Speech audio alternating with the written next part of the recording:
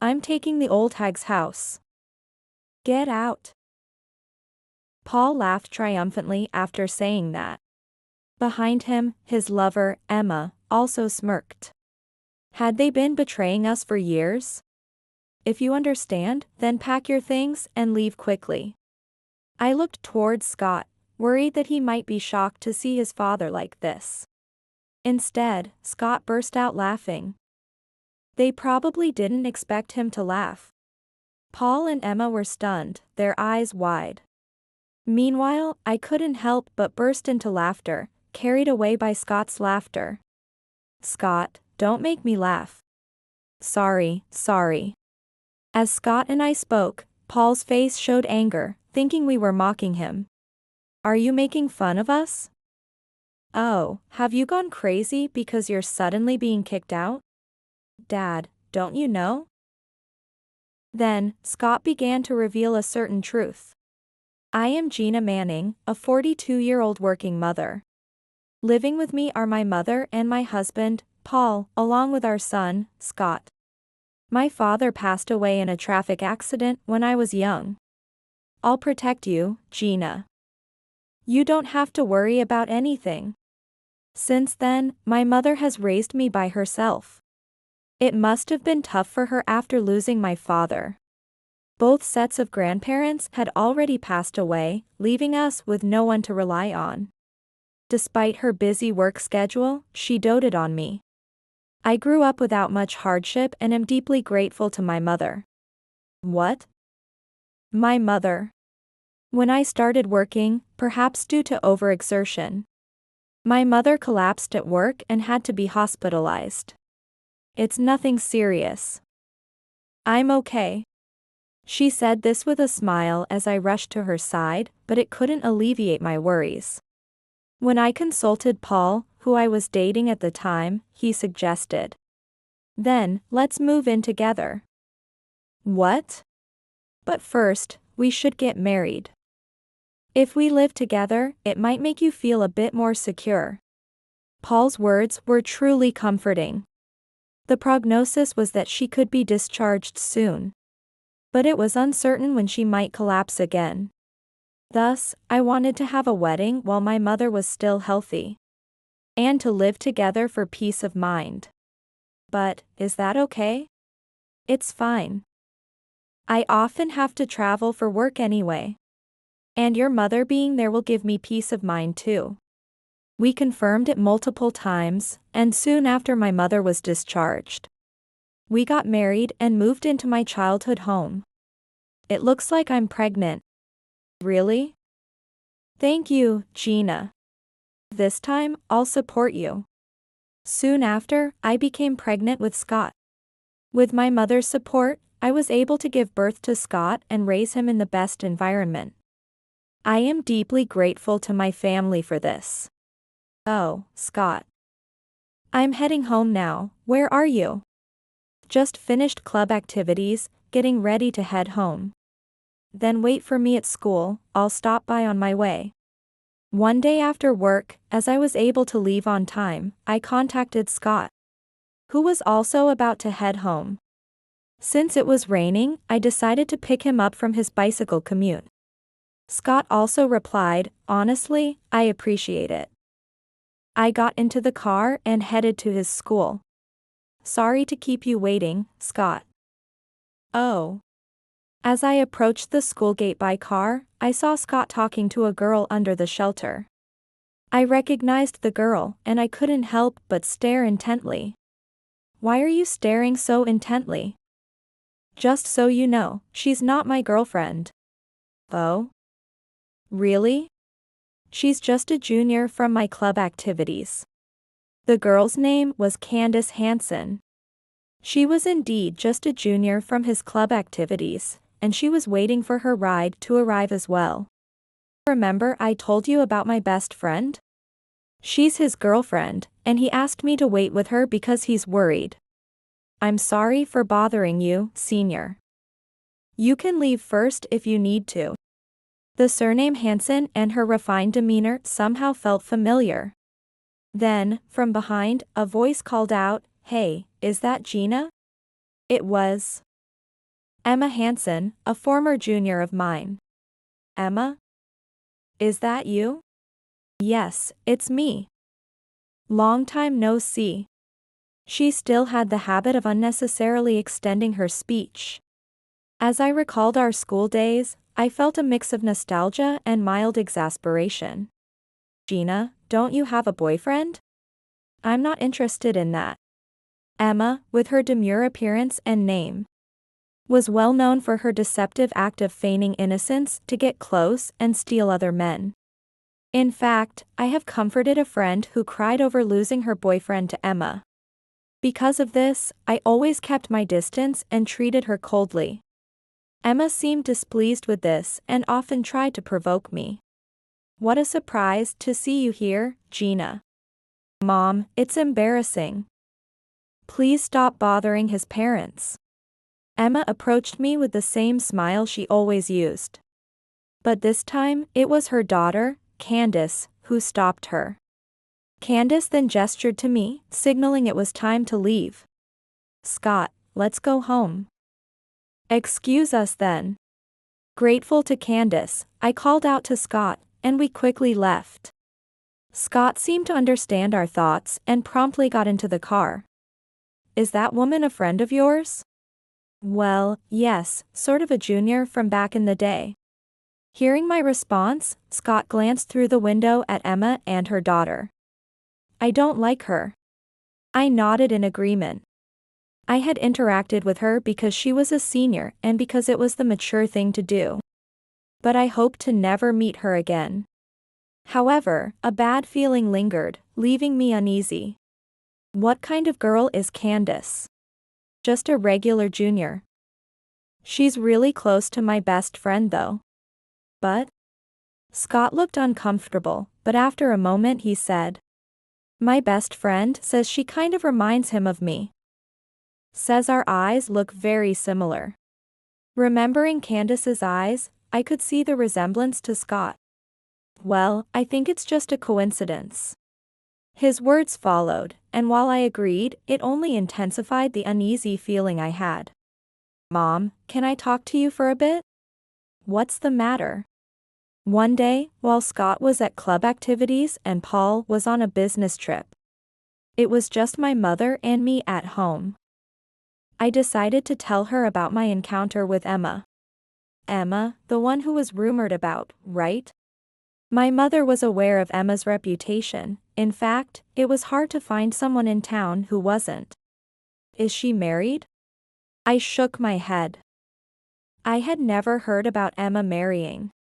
And the idea that she had a daughter was completely new to me. It was natural not to hear anything since everyone distanced themselves from her after high school. I have a bad feeling about this. I feel the same. The fact that Emma's daughter was at the same school as Scott. I sighed without thinking. I want to discuss this with Paul too, but he's been so busy lately. Indeed, Paul has been very busy lately. My mother responded thoughtfully. Paul was always either on business trips or working overtime. His department naturally required frequent travel. Well, he's the future president of the company. He has to work hard. Paul worked for the company owned by my father-in-law, who, along with everyone else, expected him to be the next president. He was working hard to meet these expectations. Still, it feels a little lonely.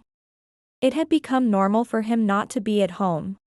He tried to be home for Scott's and my birthdays and to attend school events like sports days. But I never thought he would be away from home this much. My mother murmured, and I couldn't help but give a wry smile. When I struggled with Scott's upbringing or when I was sick, Paul was never home. It was always my mother who had retired from her job who helped me. I wanted to reduce the burden on my mother, but I am still a burden on her.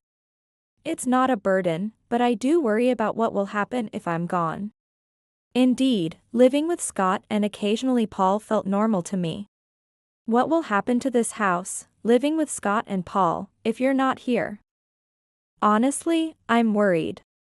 But I couldn't let my worries burden my mother. It's okay. We're family, I replied with a smile. Though my mother looked at me with a complex expression. Oh, Paul. Are you free right now? Yeah. I'm free. What's up with the sudden call? That day, feeling anxious from the conversation with my mother, I decided to call Paul. His gentle voice over the phone was a relief. I'm a bit concerned about something. Do you remember Emma? Huh? His voice halted at my words, making me tilt my head. Remember? I told you about a troublesome junior from my student days. Oh, right, I remember now. Sorry, it took me a moment. What about Emma? Although I was curious about his strange reaction, I told him about meeting her and that her daughter was at the same school as Scott. Really? Candace goes to the same school too. Wait, did I mention her daughter's name was Candace? Yeah. You mentioned it briefly. Internally, I questioned whether I had mentioned it unconsciously. But I had no recollection of saying her name. Still harboring doubts, I expressed my uneasy feeling and he tried to reassure me. I see. I'm not there with you, but it's probably just needless worry. After all, you didn't even know they were at the same school until now. Just be careful and you probably won't even meet them. Honestly, I wished he would come back and tell me that in person. But I knew it would be futile to say so. I had asked him to return in the past, but he never did. After that, we talked a little more and then ended the call. Were you on the phone with Dad? Yes, that's right. Did he say anything about Candace's mother? Caught off guard by his sudden question, I tilted my head. Not really, to which Scott simply replied, okay, and went into his room. I watched him go, then returned to my bedroom, still full of doubts and unease. Mom, are you okay? You look pale. I couldn't sleep well. I'm going to take the day off today. Is that really all? Are you sure you don't need to go to the hospital? Mother reassured me, I'm fine. Lately, her health hadn't been great. Scott seemed to have noticed too as he showed concern. Grandma, are you okay? Don't overdo it. Yet, all my mother would say was, I'm fine. Seeing her tired smile, I would soon regret not insisting she go to the hospital. Mom. Grandma has. The news came suddenly. Scott, having just returned from his club activities, found my mother collapsed at home. We called an ambulance immediately, but it was too late, she had passed away hours before. It's my fault. I knew something was wrong and I didn't do anything. It's not your fault, Mom. I knew too. Scott stayed by my side, comforting me in my grief. Paul was not there. Right after my mother died, I contacted him, but all he said was, understood, with a tone colder than I had ever heard. He didn't even show up for the funeral. This behavior only increased my distrust towards him. Mom, this is from Grandma. She said to give it to you if anything happened to her. When I was still furious at Paul, Scott handed me an envelope. After a hectic period, we had just finished the month memorial service. The doorbell rang, and I opened the door thinking it was a scheduled visitor, only to see. It's been a while. Paul? And, what's all this luggage?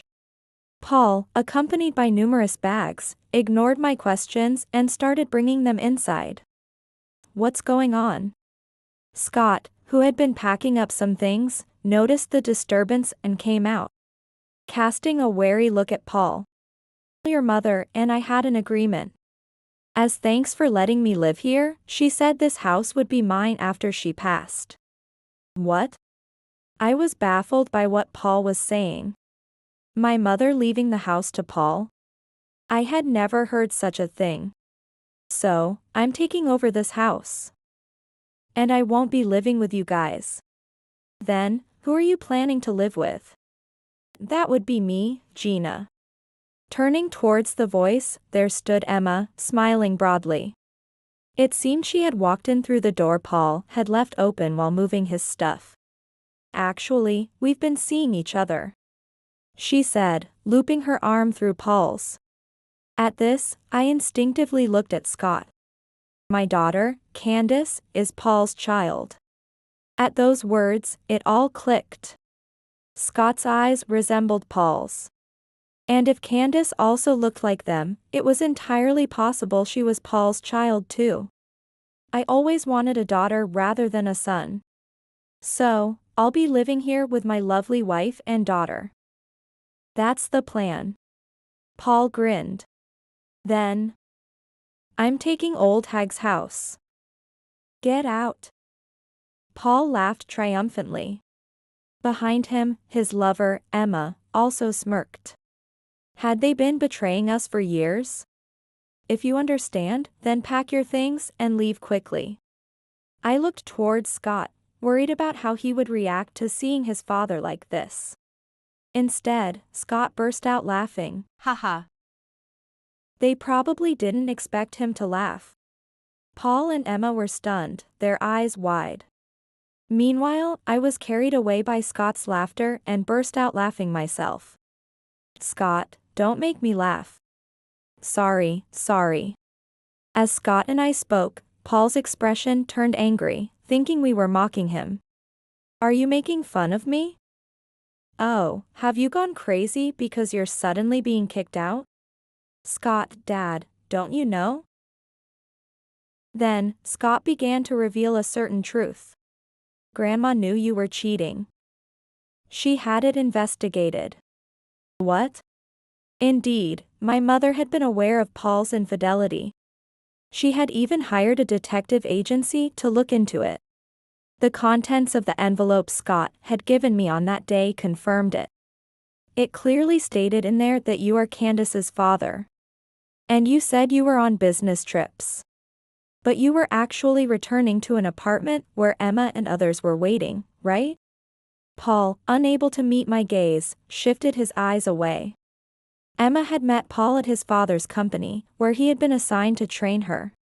Taking advantage of her position close to the president's son, Emma had made her move as soon as she learned he was my husband, attempting to take him from me. But due to various circumstances, Paul and I cannot separate. So, he's been supporting her as a mistress, providing for her living and child expenses. Now it was Emma's turn to look away, clearly embarrassed by her actions. I couldn't help but be amazed at her audacity to go after a married man. Moreover, her child Candace is just a year younger than Scott. Emma had become pregnant with Candace soon after meeting Paul. You certainly didn't waste any time. At my words, Emma's face turned red, though she remained silent, acknowledging the truth. I think I'm stupid for not noticing. It's not your fault. No one expects their life to turn into a drama like this. Scott's comforting words contrasted with Paul, who frantically searched for excuses. I never imagined that every holiday, he was actually with his mistress. Considering he was hardly ever at home, he must have been with Emma even on weekdays. Paul was likely spending his time at Emma's place. Not with us, enjoying a double life while deceiving us. The only reason you came home for our birthdays was to score points with us. And you only came to the sports day and other events because Candace was there, right? It wasn't for me, it was to see her perform. Facing our cold stares, both Paul and Emma struggled for words. Learning the truth felt like a betrayal that overshadowed even the grief of losing my mother. And I was disgusted with myself for not realizing sooner. After all the betrayal, you expect us to just hand over this house filled with memories? Are you joking? Give me a break with your disrespect. Shut up. It's your fault. You gave birth to a son who isn't even cute. And you earn more than I do, the next president. Paul lashed out in anger when I confronted him. As I glared back, he fell silent. This house is mine. It's only natural that I, a direct descendant of my mother, inherit it, and it's written in the will. What will? She collapsed suddenly, right? She had been feeling ill before that. We had a lawyer come just in case to prepare a will. The will stated that all her property would go only to me and Scott, explicitly excluding Paul. It even says, all agreements with the betrayer are to be annulled. Maybe she meant this house. That can't be. By the way, I've already sold the house. As I informed him, Paul froze in shock. Staying in this house, filled with memories of my mother, would have been too painful. Scott and I decided to move into a condominium near his school. We were both packing our things today. After meeting with the visitor, we planned to move to the condo with our belongings. Sold it to whom? To me. The voice came from behind them. As they turned around in shock, there stood my father-in-law, his face etched with anger. You've brought shame upon me. At his words, Paul turned pale. Emma, not expecting her employer and company president to appear, let out a small scream and clung to Paul. Someone like you will be expelled from both this house and the company. What? Why? I'm the successor. Paul tried to confront his father-in-law, shaking off Emma. In response, my father-in-law calmly replies with an angry expression. Who said you were the successor? Dad wanted me to take over the company. Indeed, I said I wanted your son Scott to take over, not you. It appeared the father-in-law intended for Scott, not Paul, to inherit the company. But somehow the message got misconstrued over time. How can I entrust the company to someone who skips work just because he's the president's son? It seems that he was skipping work because he didn't go home on business trips and holidays. And in fact, he was skipping work because he was the next president. However, it seems that he was pushing his work on weak-minded subordinates and threatening to fire them if they broke up. As a result, it was difficult to discover that he was slacking off. Because of you, I've had to apologize everywhere. It seems that the subordinate quit the other day and joined a different company. And he reported it to my father-in-law via the company. He apologized earlier and said that he took steps to restore trust. Because the president-elect had done the same. After the apology visit, I came to this house. Had I known, I would have declared Scott as my successor from the start. Please spare me that. I plan to join my mother's company, not Granddad's. At his words, Scott firmly stated his intent. In fact, I am also the president. Originally, my father's family has run the company for generations. After my grandfather died, my father took over, and after my father died suddenly in a car accident, my mother took over. From there, I took over. What? Gina is a president? Oh, didn't you know? It appears that Paul never talked about me to her. Originally, Paul and I met through a matchmaking arrangement. Our fathers, both company presidents, introduced us thinking it would be a good match. Moreover, my company and my father-in-law's company are engaged in transactions worth several millions. I wonder what would happen if I said I'm going to stop these transactions because of this incident. If the contract were to be terminated, my father-in-law's company would face a crisis. To prevent this, my father-in-law decided to buy this house immediately. And came here himself on moving day to persuade me. You are a harm to me in both personal and business matters. And I will not acknowledge such a woman as my daughter-in-law. That's not fair. Listen to my side too. Amidst an enraged father-in-law and a pleading Paul, there was a flustered Emma. Leaving them behind, Scott and I grabbed our bags and got into the car. In the end, Granddad is also acting out of self-preservation, isn't he? Absolutely. I want to cut ties with them as soon as possible. Feeling suddenly exhausted, we quickly moved to the apartment. So, what are we going to do about the contract with Granddad? Of course, I plan to terminate it. I had been looking for an opportunity to break off the transactions with my father-in-law's company for some time. Like Paul, my father-in-law was self-centered, disregarding our circumstances and demanding. It's my daughter-in-law's company, so they should make the deals I want. And force deals that were profitable only for his company. During my mother's time, the contracts were still reasonable because she owed a lot to my father-in-law's father, the previous president. However, it seemed he got carried away because the young inheritor was his daughter-in-law. Every time we meet, he tells me he wants me to take over the company. But naturally, I want to work for a company that I respect, not for someone I can't. Hearing Scott mutter this made me happy. The ones who have always seen me for who I am were Scott and my mother. For them, I decided to start taking action. I then filed for damages against the two. I truly love you. Paul clung to me saying this, but I completely ignored him. He tried to reach out to Scott as well, but because he had never faced us properly before, he couldn't even have a proper conversation. Ultimately, Scott said, "There's nothing to talk about with Dad. It's boring to be with him." Which left Paul devastated. As a result, both he and Emma were expelled from the company and the house by my father-in-law, saddled with debts and forced to pay damages. What concerned me was Candace's existence. Despite being born to such unreasonable parents, she grew up to be a sensible and mild-mannered girl.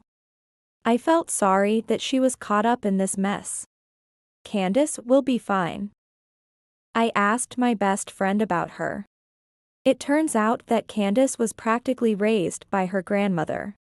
Although Paul doted on her because she was his daughter, it was only superficial. He only cared for her when it suited him. And Emma, she treated Candace like a doll to ensure Paul would not leave her. As a result, Candace found her place with Scott's best friend and her grandmother. Grandma apparently knew about Candace because of Dad. She often got stuck taking care of her. My mother-in-law was a model of old femininity, always following her husband's lead and never opposing men. Thus, she was conveniently used. Raised by such a my mother-in-law, it's no wonder Candace turned out to be a good girl. And this time, Grandma was also angry. She said she couldn't leave Candace with Dad and Granddad. So she submitted a divorce notice and left with Candace. It seems Candace was like a daughter to her grandmother. So, she took action to protect her. Hearing this, I hesitated for a moment but then reached out to the grandmother. "I'm truly sorry my son has caused trouble. I wonder if my husband also caused problems at work." My mother-in-law's voice was kind, not calculated like Paul's, but genuinely compassionate. "No. Where are you and Candace now?" "For now, we're staying at a hotel." "If that's the case." After consulting with Scott, I invited my mother-in-law and Candace to our apartment. Our chosen apartment has high security, so I doubted Paul and his associates would come around. "Would you both like to live in this apartment?" I spoke to the management company, and there's another room available. I'll pay the rent for the time being. I am a president after all, so I can afford 2 rooms. "That's too kind. Consider it in advance on future payments." At my words, Candace looked up at me, and I returned her smile. "If I terminate the contract with my father-in-law's company, it will likely plunge into bankruptcy immediately. Originally, my father-in-law's company existed only because of its connection with mine. Many companies had contracts with the previous generation, but they all moved away due to my father-in-law's overbearing nature. Now, only companies like my mother's, which felt indebted to the previous president, remained. In such a situation, if I pulled out, other companies would likely sever their contracts one after another. If that happens, I plan to buy out that company. Is that so? Please do as you wish, Gina. Candace, are you interested in management? Candace looked surprised at my question. Scott had told me that she wanted to join her grandfather's company. But because of her gender, her grandfather would never consider her as a successor.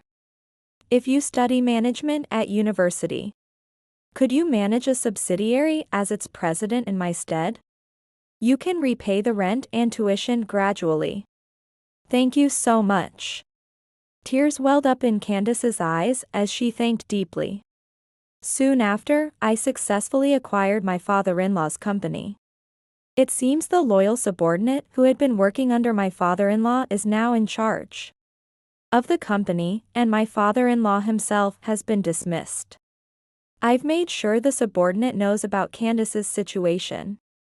I will definitely meet Gina's expectations.